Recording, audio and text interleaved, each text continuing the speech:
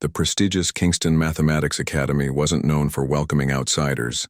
Nestled in a wealthy district, it was home to prodigies and elites, students who had been solving algebra before they could read. Among them walked a woman, who didn't belong, at least by the school's usual standards. Noor Fatima, 28, walked down the marble hallways with quiet determination. Her plain beige scarf and simple dress contrasted sharply against designer uniforms and polished shoes. She had no pedigree, no connections, and no expensive tablet or stylus in hand. Just a small notebook, frayed at the edges. Noor had been accepted, on a rare scholarship. Her test scores had stunned the admissions board, but many still scoffed at her presence. She had once been a waitress, a janitor. She didn't have the resume of a math genius. That morning, her first class was with Dr. Raymond Sterling, the feared head of mathematics at Kingston. Known for his ruthless intellect and even colder attitude, he prided himself on making students squirm. Noor sat in the front row, eyes lowered, notebook open. Dr. Sterling entered with his usual dramatic flair. He looked over the class and stopped when he saw Noor. "Ah, the scholarship case," he murmured, loud enough for everyone to hear. A few snickers followed. Noor remained silent. He turned to the board and wrote an equation that stretched across it like a dragon ready to strike. Let fx be a function such that fx plus y plus fxy, 2fx with f0, 1, find all such functions. He spun around and faced Noor. "You. Solve it." A hush fell. Noor slowly walked to the board. Some students whispered insults. "She won't last 5 minutes." Noor picked up the chalk. Her hands were steady. She began. Let E, 0. Her reasoning was calm, elegant. She moved step by step with precision. 10 minutes later, the solution was complete. Fx plager cos x, or Fx plager cos bx, where A, B are real constants. The room was silent. Dr. Sterling blinked. Then he turned away. "Take your seats," he muttered. But Noor's place in Kingston was now undeniable. After the class, students buzzed with curiosity. Noor returned to her dorm room, a small corner at the back of the campus housing wing.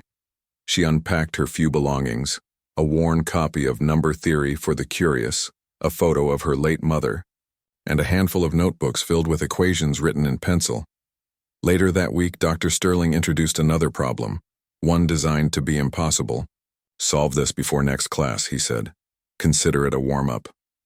Noor turned it in the next morning. Solved. He handed it back with a nod. No words. Behind the scenes, he was becoming obsessed. Who was she? How had she learned this? Noor had no formal background in mathematics, no mentors. Just raw, untamed brilliance. Raymond Sterling found her application file. Her history was humbling. Orphaned at 14. Worked as a cleaner in a private school where she stole glimpses of math books thrown in trash bins. Self-taught calculus from free PDFs. Joined online forums using a friend's mobile phone during night shifts. Her scholarship application included a single line under previous training. None. Sterling began assigning her more complex problems, trying to break her. But Noor thrived. By mid-semester, the whispers in the hallway had turned into awe. She solved Sterling's impossible integral in 2 pages. She uses napkins to sketch graphs during lunch. Yet others remained skeptical. She's just lucky. Noor ignored it all. She spent her evenings in the library, poring over topology, group theory, and proofs that bored even the top students. One day, Raymond Sterling found her in the quiet math wing late at night.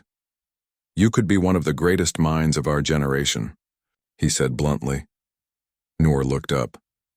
"I don't care about that. I just like the silence math brings."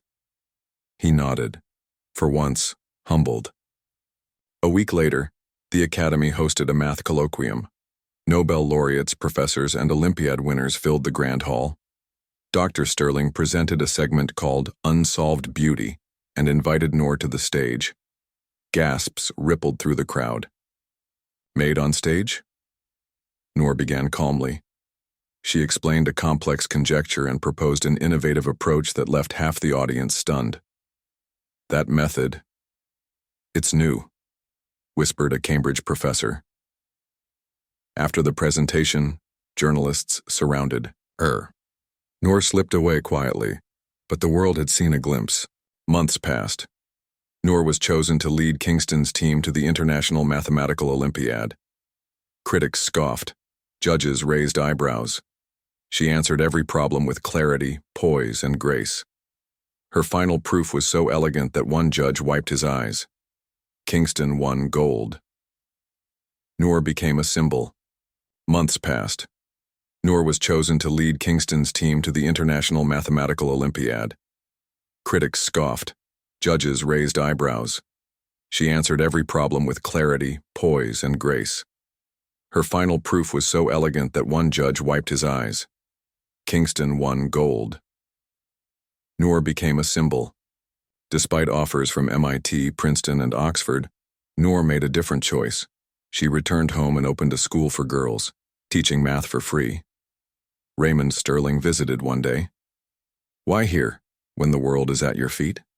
She smiled. "Because genius belongs everywhere, not just in ivory towers."